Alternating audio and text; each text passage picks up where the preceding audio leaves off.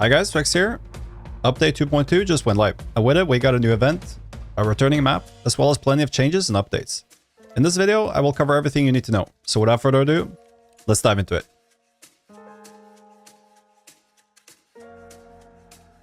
The theme for this new event is a corrupted circus once controlled by the ringmaster Post Malone.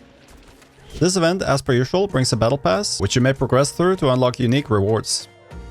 The Murder Circus can be found on each map, and within the zone you can acquire new traits, fight various new AI, and acquire new and special rewards. Number 1. Pledge Marks. Similar to previous events, this event brings pledge marks that can be spent in various ways to gain special traits or rewards. In the past, you could acquire up to 4 pledge marks total, but with this update, the number has been increased to 9. On top of the increased pledge mark cap, you will now be able to loot pledge marks from dead hunters. If you reach the cap of 9 pledge marks by looting a dead hunter, any remaining pledge marks will stay on the body and can be looted by other hunters. Number 2. Troupe Traits. Similar to previous event packs, this event brings 3 troops instead of packs, which you can pledge to in order to acquire special traits. Each troop has 2 traits tied to them, and the first pledge to each troop is free of charge. With this event, you may deepen your pledge at the cost of pledge marks, and the available troops goes as follows. 2.1. The Trick Shooter Troop. When pledging to this troop, you gain the Blade Master trait, which allows you to retrieve projectiles through a dark side up to 100 meters away. Projectiles that are stuck in enemies will be ripped out for extra damage. Saw blades from the Shredder may not be retrieved this way. For an additional 3 pledge marks, you may acquire the Crack Shot trait, which reduces the shoulder spread and sway in ADS with certain weapons. 2.2. The Ringmaster Troop. When pledging to this troop, you gain the Shadow Crush ability, which allows you to damage any monster or target once through dark side from up to 25 meters away. This ability overrides the Shadow Leap trait, rendering it useless if you have both acquired. For an additional 2 pledge marks, you may acquire the Corpse Seer trait, which grants you 1 second of special dark side every time you loot a hunter, even if you're not carrying a bounty. 2.3. The Mystic Troop. The first ability gained when you pledge to this troop is Poltergeist, which allows you to manipulate, interact with, and agitate in-world objects and animals remotely via dark side from up to 50 meters away. This ability even works through a Beetle View, which should open up a world of new opportunities. For an additional pledge mark, you will unlock the Blast Sense trait, which allows you to see gunshots and explosions through a dark side from up to 200 meters away. Number 3. Dark side changes. With this update, a new icon appears on the map every time a hunter gains a dark side boost, regardless of the amount gained. The icon will be visible to anyone in the match and could reveal your position if you're not careful. Special dark side has now been separated from regular dark side, meaning you can now enter regular dark side first, and then activate your boosted dark side from there by holding down the right mouse button by default. The legacy version, where dark side boost is activated immediately, is still available from the settings for those who prefer it. Number 4. The Shredder. This update brings a brand new event-exclusive weapon, the Shredder. The Shredder is a fast-firing experimental saw blade launcher that can only be acquired in-game, and only for the duration of the event. The Shredder is located in the center of the Murder Circus and can be unlocked for 5 pledge marks. There is only 1 Shredder available in the circus per match, so you better be quick or prepare to fight for it. The Shredder must be spun up before it can start firing, and has 2 available ammo types, both of which can bounce off hard surfaces multiple times to change their trajectory. Regular saw blades can pierce through multiple targets, which allows for more than 1 kill per blade. Frag blades have been described with runes to detect enemy hunters within a 2-meter radius, triggering a small frag explosion. The Shredder can be extracted and kept in your arsenal for the duration of the event, but will disappear after the event ends, so there's no reason to hoard it. Number 5. Seal Rewards. Similar to previous events, you can spend your pledge marks to obtain special rewards. At the circus and occasionally at supply points, you can now find fortune teller machines, which you can interact with to unlock rewards. Here are the available rewards from the machine. A Master Clue effect, which unlocks the locations of bosses and wild targets on the map. Regain a lost health chunk. Gain a random trait. Gain a random shot effect. Receive 1 second of dark side boost. Or receive a random hunt dollar reward. Seal rewards have also seen some changes. The dark side boost seal reward now only grants 1 second to the player instead of replenishing dark side boost for bounty carriers. The full restoration kit now only restores health for the player interacting with it. Number 6. New weapons, ammo, and consumable. 6.1. Chukonu. The Chukonu is a fast-firing repeating crossbow. This weapon takes 2 weapon slots and fire regular bolts that can be retrieved similar to other crossbow variants in the game. In addition to regular bolts, this weapon fires incendiary bolts that will set players on fire at any distance unless they have the self-skin trait enabled. The weapon can also run explosive bolts that stick to target and apply bleeding on impact.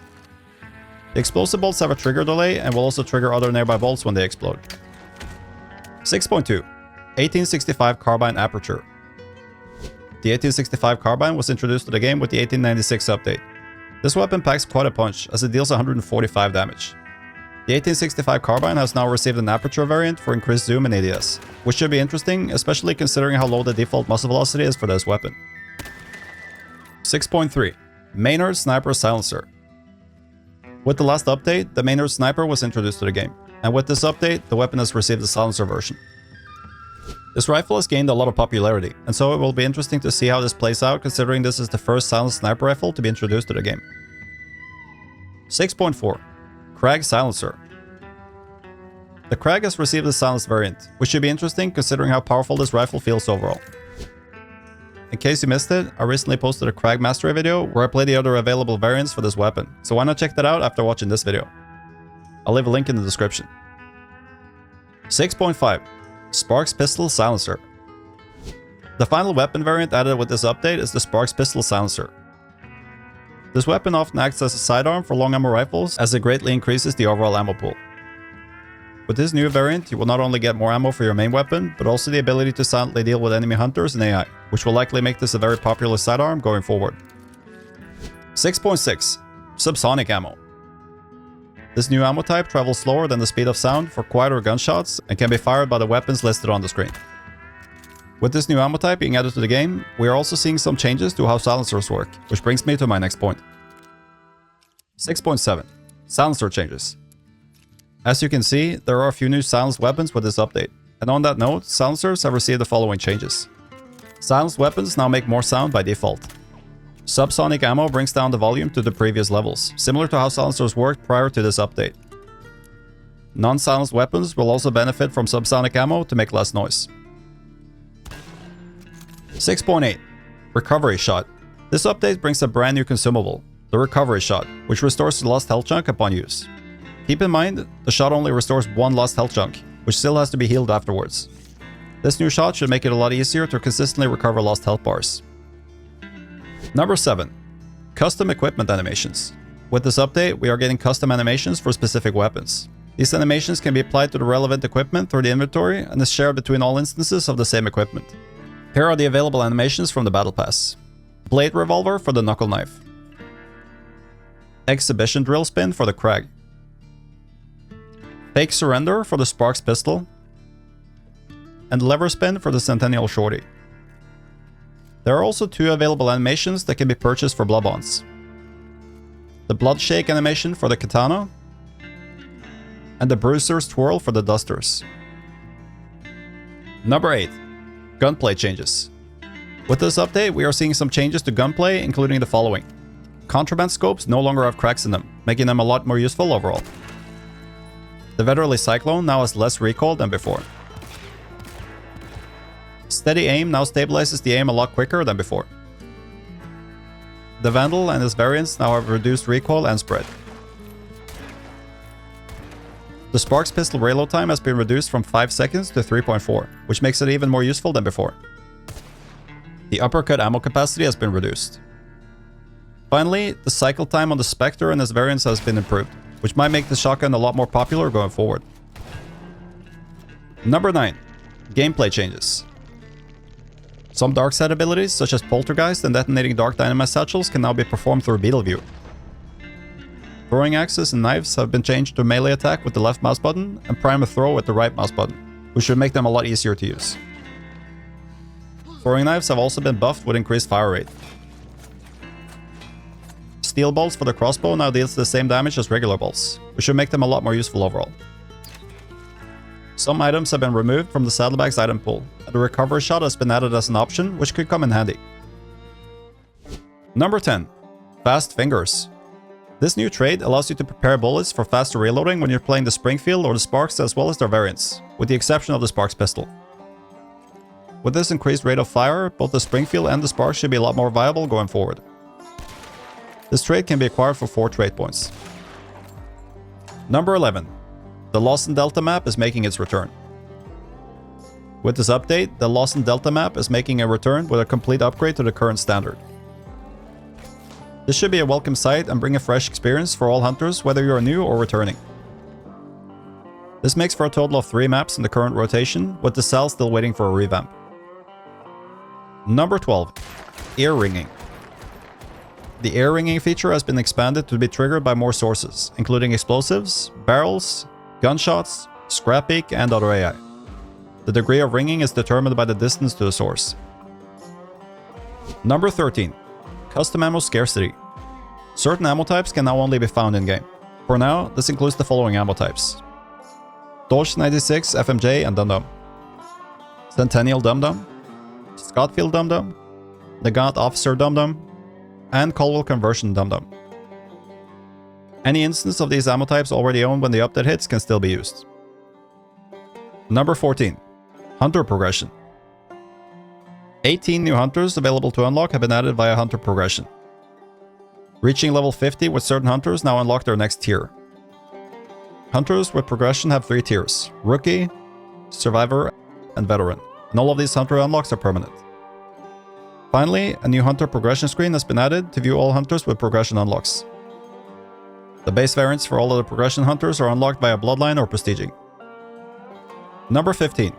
Bounty Clash changes. Bounty bonuses have been added to the Bounty Clash contracts, meaning extracting with the bounty yields higher rewards than before. A modifier has been added for solo and duos in Clash. Extracting solo yields an additional 600 bounty, and duos gain an additional 150. A Dark Side boom poster has been added to Bounty Clash. 2 new compounds have been added to Bounty Clash from the Lawson Delta map: Lawson Station and Windy Run. O'Donovan Stone has been removed based on community feedback. The timer after all bounty has left the mission has been reduced to 1.5 minutes, down from 5. I assume this will work wonders in preventing campier playstyles and encourage more active gameplay focused around the bounty itself. Number 16. Additional changes. The Maynard Sniper has been added as a weapon for recruits. The Frontiersman, Pitcher, and Silent Killer traits have had their cost reduced. A new prestige screen has been added, which gives a full overview of our prestige rewards and progression. Team voice chat has been introduced, as well as an option to text chat in team or vicinity. Hellborn has received 5 new spawn locations on the Mammoth Gulch map. Finally, the Preston Oil compound on the Mammoth Gulch map has received some changes on the west and southwest side to improve player movement. That's it for this update video. Keep in mind, I shortened it down to include the most interesting and relevant information, but I will leave a link to the full patch notes in the description for those interested. If you have any questions, feel free to leave them in the comments and I'll try to answer them as soon as possible. Alternatively, you can ask me when I'm live. I stream 5 days per week over at twitch.tv/Rexner, so don't forget to drop a follow. I'll leave a link in the description. Thank you so much for watching, and until next time, I'll see you in the bye.